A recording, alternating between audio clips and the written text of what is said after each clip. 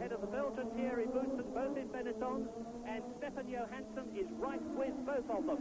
And there are 8.9 seconds between Piquet, the leader, and Johansson in 6th position, with Cesaris in 7th place, Chiva 8th, Warwick is in 9th position, René Arnoux goes through 10th, and there are the two very distinctively coloured Benettons, and Johansson going through and taking Boutsen, is he?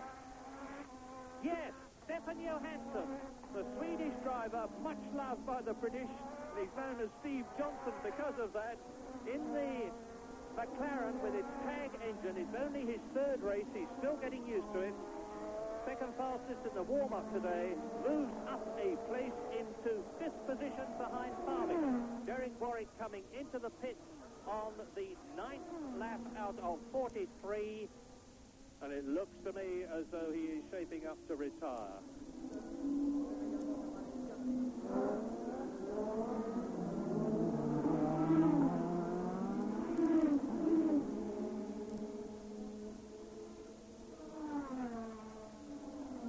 What a scrap at the front. Still not quite close enough. He's a little bit... just can't get through Eau Rouge fast enough. But look how fast he's on the straight, and he's got it. And I think he must have turned his boost up then, because he seemed to be an even bigger speed as far as he's down the straight. So Alain Prost moves into the second place. No, that was because Alboreto slowed down. So Alboreto is out of the race with mechanical trouble of some sort. And Prost will be quite happy about that, because he really was having a struggle to get by him. And now on lap 10, Nelson Piquet is leading Alain Prost by about 1.5 seconds. There is the Frenchman, hopefully on his way to his 2nd Grand Prix victory here at Belgium from his point of view. In 3rd position is Farby, 4th is Johansson, 5th is Boutsen. There is Derek Warwick still in the pits. 6th now, and in the points is the Cesaris. Up to 7th comes Eddie Chiva. 8th is René Arnoux, and that is the hapless Michele Alboreto walking in. And now Ferrari have broken their record, and not the one they want to have. This is their 26th race without a Grand Prix win, and unfortunately that creates a new record for them. Now, where is Nelson Piquet? And here, coming up to the right-hander at Les Combes, with the crowd wildly waving, the Belgian crowd waving the Frenchman, Alain Prost, in the McLaren tag, and no sign of Nelson Piquet around the circuit. That's right, when we picked Prost up at the bus stop, Piquet had already disappeared, so we didn't see what happened to him. Hopefully if he's parked out on the circuit, we'll get a glimpse of his car as we follow the lap round. And this looks like a Williams to me. Is this Nelson Piquet? It is, and that's Nelson Piquet. So Piquet has had some sort of trouble, but he took an awfully long time. Maybe he's had a spin and taking time to get going again. Hopefully we'll see as Mansell comes into the pits as well. This is an amazing development. Nigel Mansell taking a tyre stop very early on lap 11, probably as a result of going off when he came together with Senna. And Piquet, of course, is Piquet going out of the race? No, he's just being moved up to a position where the mechanics can work conveniently on the car. And Piquet looking behind his balaclava helmet and inside his crash helmet. Pretty gloomy about the whole thing. Again, then, the leaders. We are on lap 12 with Prost leading Farby's Benetton by 2.2 seconds. Johansson is 5 seconds behind the leader in 3rd place. 4th is Boutsen, 11 seconds behind Prost. 5th now is André de Cesaris, but nearly half a minute behind the leader. In 6th position, the Arrows Megatron of Eddie Chiva, 40 seconds behind Prost. And in 7th position, it's René Arnoux. Martin Brundle, who finished 5th at San Marino in the Zach Speed, is now up into 8th place in the new car. Nakajima, the Japanese driver in the Lotus Honda, is 9th. In 10th position is Pier Carlo Ginzani in the 2nd of the Ligier Megatron. Capelli is leading the 3.5-litre race in 11th place, followed by Alio in the Lola 12th, and Nigel Mansell is 13th. That is Thierry Boutsen, whose record in Belgium has been absolutely terrible through no fault of his own in Grand Prix racing, because the car he was in before was not competitive. The Belgian that we're looking at now has always been regarded by many people as one of the best potential Grand Prix drivers of the year, and he is now starting to prove it. But here is the limping Williams Honda of Nelson Piquet, and all this shows how unpredictable Grand Prix racing is. Nigel Mansell started from pole position. Nelson Piquet there, number 6, started second on the grid. Then Nigel Mansell was almost immediately taken out by Senna, who has retired. And now Nelson Piquet on lap 15 looks to me to be making his way back to the pits to retire, but in any case must surely be out of the running altogether. And there is a big battle going on down the field, because Martin Brundle and Nakajima are very close together.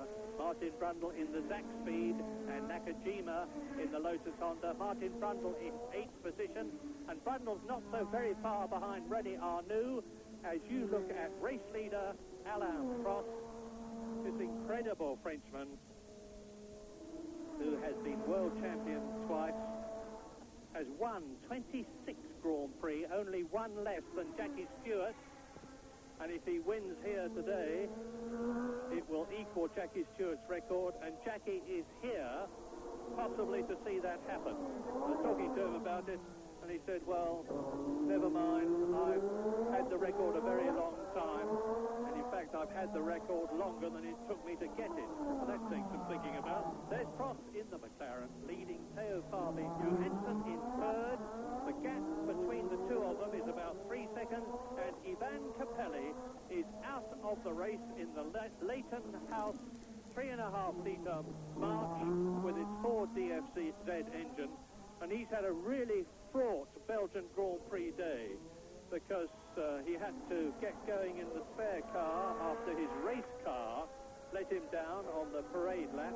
And indeed, he was destined not to finish the race anyway, because the spare car only holds 100 litres of fuel and is really regarded as a training car, a practice car.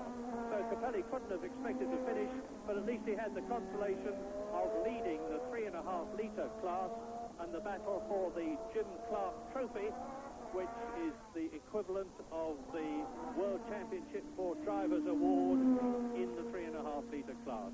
There's the gap, 9.5 seconds now between Prost, who really can stroke it home to victory, and he's not going to take any chances. Very, very mature, of course. This is his 108th Grand Prix, and we're with Nakajima now. This is the first time that we've been in the camera car. He's plunging down to Eau Rouge at about 160 miles an hour. The car going over the crest in front of him is the 8th place Zach Speed of Martin Brundle. Now he's doing nearly 200 miles an hour. I'll say that again, 200 miles an hour. There's Martin Brundle. He's lost the nose cone of his Zach Speed. Behind him is Nakajima, who is closing up all the time on the Englishman in the German car, as Alain Prost is on now his 17th lap. And he's pulling away from Theo Fabi at some 2 seconds a lap at the moment. The lead up to nearly 12 seconds, and Prost comfortably the fastest man on the circuit. His last lap was a 168.6, and pretty much everybody else is struggling to get under 2 minutes. Stefan Johansson in the other McLaren is in the 59s as he chases Theo Fabi. Johansson now challenging Fabi for second place and making it. Down the inside to start breaking him down the hill there. So it looks very much like a demonstration run from McLaren if they don't have any mechanical problems. On this, now the 17th lap, Alain Prost with Johansson in the McLaren in second place, Fabi down to third, Boutsen in fourth place, De Cesar is fifth, Cheever is in sixth position, Boutsen in the fifth.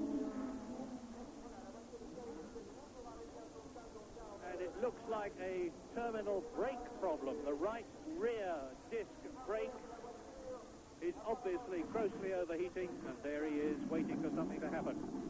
Yes, I have a feeling that Terry Babby might be in the similar sort of brake trouble, because, and into the pits, it's Alan Frost coming in, hopefully just for his tyre change.